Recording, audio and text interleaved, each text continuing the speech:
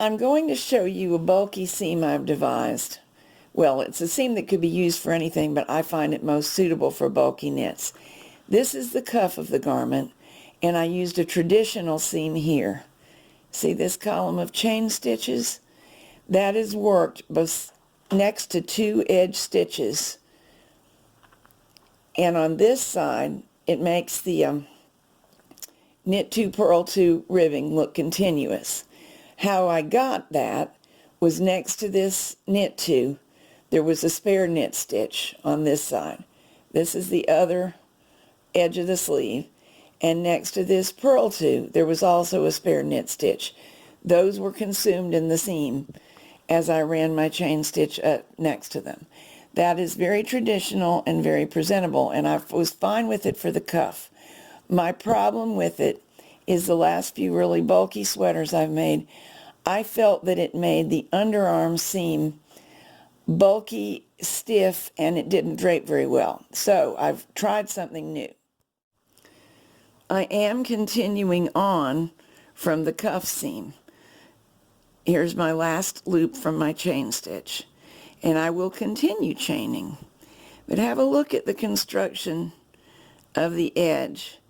See that we alternate a loose section, a tight section, a loose, tight, loose, tight.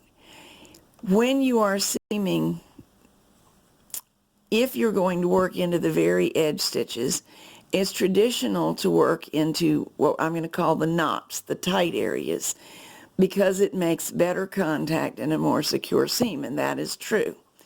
However, in this case, I'm going to work into what I'll call the bars. Chain through loosely. There's a knot, there's a knot. Skip those, work into the outer edge of the next stitch, a bar. That's a knot, so there's the outer stitch of the bar. Chain stitch loosely. Of course, you get much faster at recognizing knots and bars, and you can chain stitch along at a better clip once you do.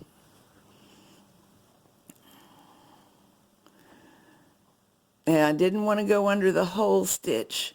That's part of the secret of keeping this light. So just one strand.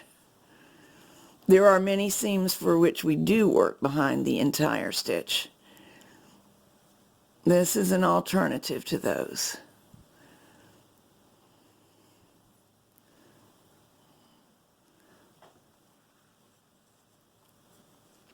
Knot, bar,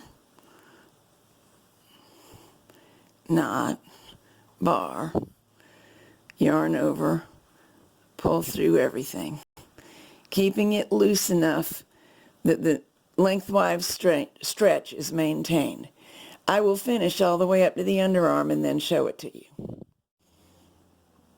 Here's the seam. It is not invisible.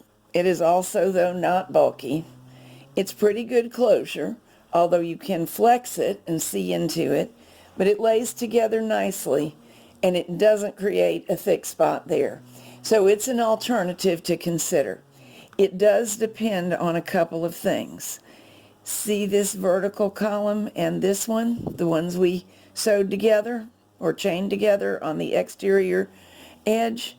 They are complete and uninterrupted because of doing full fashion decreases, meaning the decrease occurred on the second stitch, not on the first.